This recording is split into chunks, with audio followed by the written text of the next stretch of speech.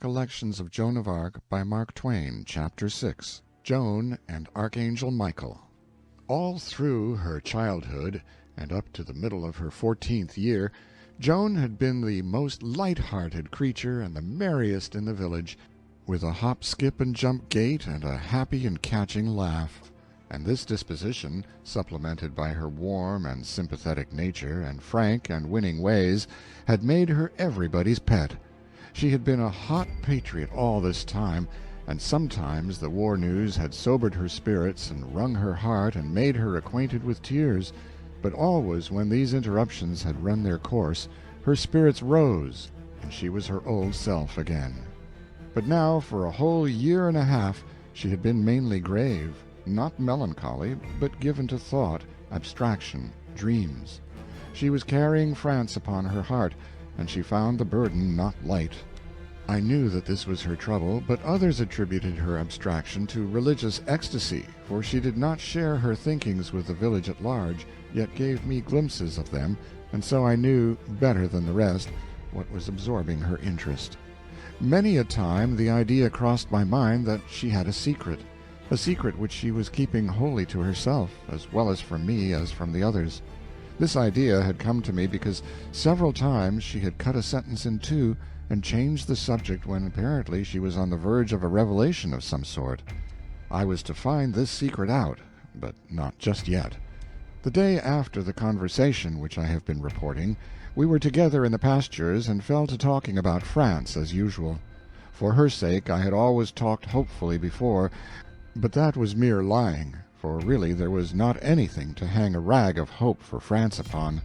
Now it was such a pain to lie to her, and cost me such shame to offer this treachery to one so snow-pure from lying and treachery, and even from suspicion of such baseness in others as she was, that I was resolved to face about now and begin over again, and never insult her more with deception.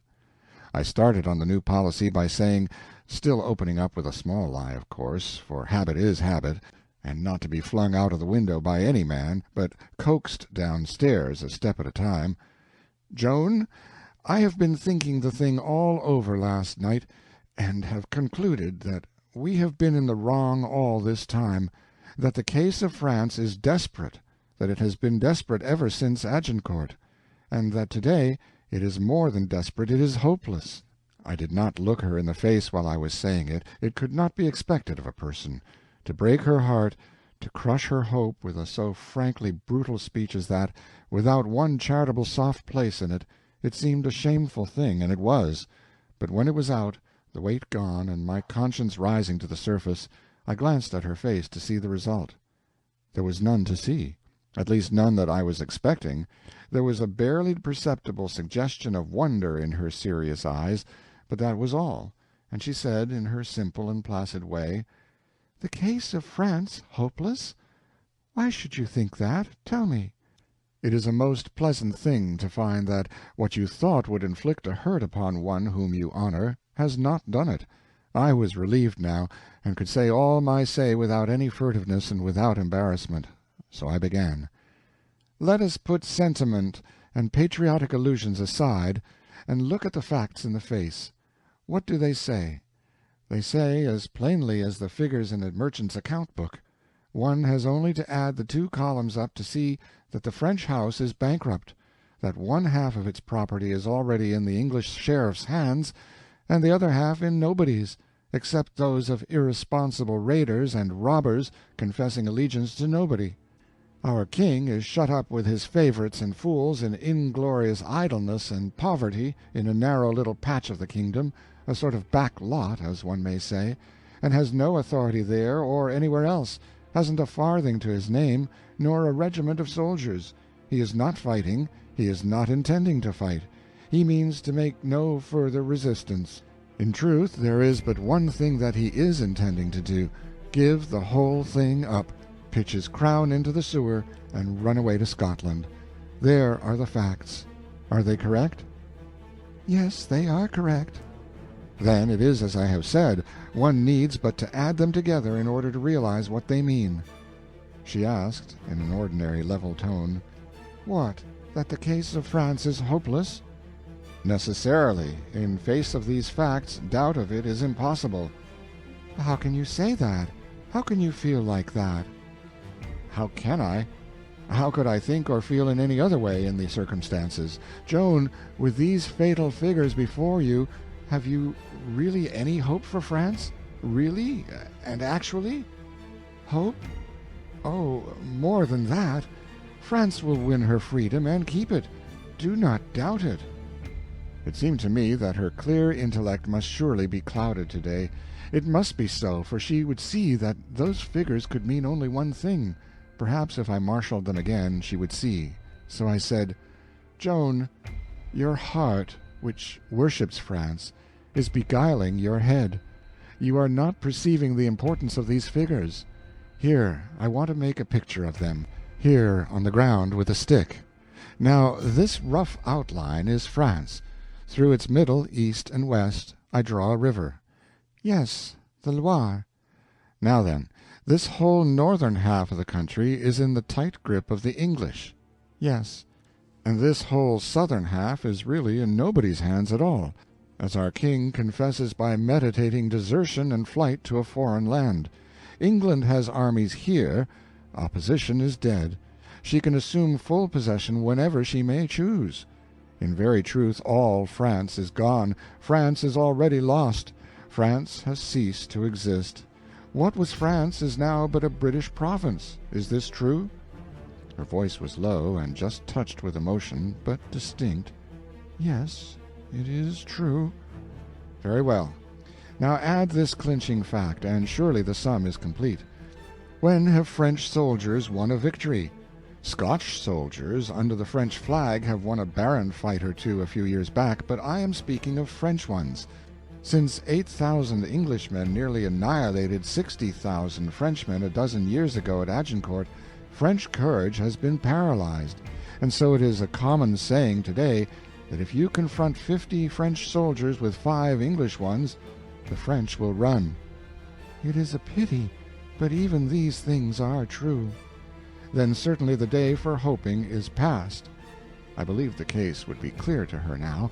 I thought it could not fail to be clear to her, and that she would say herself that there was no longer any ground for hope. But I was mistaken, and disappointed also.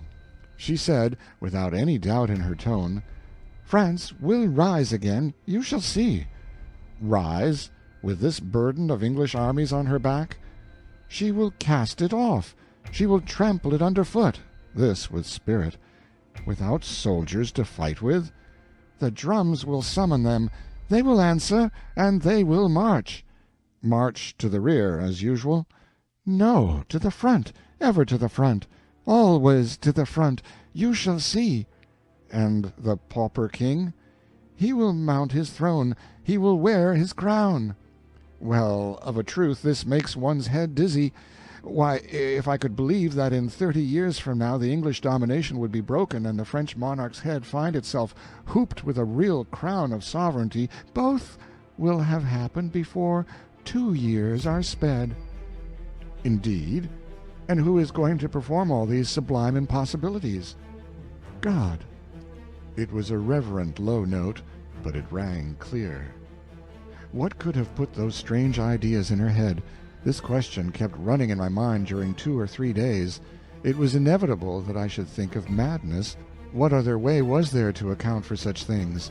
Grieving and brooding over the woes of France had weakened that strong mind and filled it with fantastic phantoms. Yes, that must be it. But I watched her and tested her, and it was not so. Her eye was clear and sane. Her ways were natural. Her speech direct and to the point. No, there was nothing the matter with her mind. It was still the soundest in the village and the best. She went on thinking for others, planning for others, sacrificing herself for others, just as always before. She went on ministering to her sick and to her poor, and still stood ready to give the wayfarer her bed and content herself with the floor. There was a secret somewhere, but madness was not the key to it. This was plain. Now the key did presently come into my hands, and the way that it happened was this. You have heard all the world talk of this matter which I am about to speak of, but you have not heard an eye-witness talk of it before. I was coming over the ridge one day.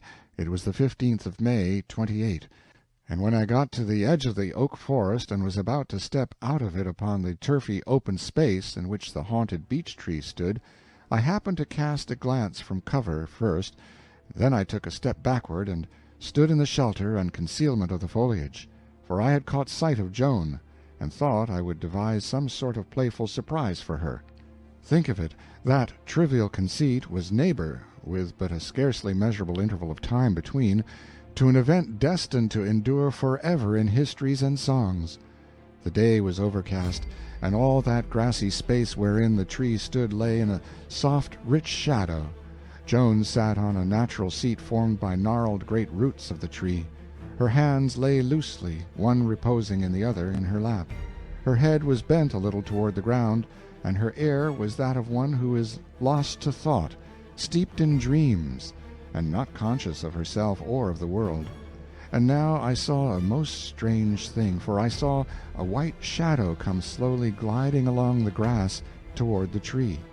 It was of grand proportions, a robed form with wings, and the whiteness of this shadow was not like any other whiteness that we know of, except it be the whiteness of lightnings. But even the lightnings are not so intense as it was, for one can look at them without hurt, whereas this brilliancy was so blinding that it pained my eyes and brought the water into them. I uncovered my head, perceiving that I was in the presence of something not of this world. My breath grew faint and difficult, because of the terror and the awe that possessed me. Another strange thing, the wood had been silent, smitten with that deep stillness which comes when a storm cloud darkens a forest, and the wild creatures lose heart and are afraid. But now all the birds burst forth into song, and the joy, the rapture, the ecstasy of it was beyond belief, and was so eloquent and so moving withal that it was plain it was an act of worship. With the first note of those birds Joan cast herself upon her knees and bent her head low and crossed her hands upon her breast. She had not seen the shadow yet. Had the song of the birds told her it was coming? It had that look to me. Then the like of this must have happened before. Yes, there might be no doubt of that. The shadow approached Joan slowly, the extremity of it reached her, flowed over her, clothed her in its awful splendor. In that immortal light her face, only humanly beautiful before, became divine. Flooded with that transforming glory, her mean peasant habit was become like to the raiment of the sun-clothed children of God, as we see them thronging the terraces of the throne in our dreams and imaginings. Presently she rose and stood, with her head still bowed a little, and with her arms down, and the ends of her fingers lightly laced together in front of her. And standing so, all drenched with that wonderful light, and yet apparently not knowing it, she seemed to listen, but I heard nothing. After a little she raised her head, and looked up as one might look up toward the face of a giant, and then clasped her hands and lifted them high imploringly, and began to plead. I heard some of the words. I heard her say, "But I am so young, oh, so young to leave my mother and my home and go out into the strange world to undertake a thing so great. Ah, how can I talk with men, be comrade with men, soldiers? It would give me over to insult and rude usage and contempt. How can I go to the great wars and lead armies? I, a girl, and ignorant of such things, knowing nothing of arms, nor how to mount a horse, nor ride it. Yet, if it is commanded—" Her voice sank a little, and was broken by sobs, and I made out no more of her words. Then I came to myself. I reflected that I had been intruding upon a mystery of God, and what might my punishment be? I was afraid, and went deeper into the wood. Then I carved a mark in the bark of a tree, saying to myself, it may be that I am dreaming and have not seen this vision at all. I will come again, when I know that I am awake and not dreaming, and see if this mark is still here. Then I shall know.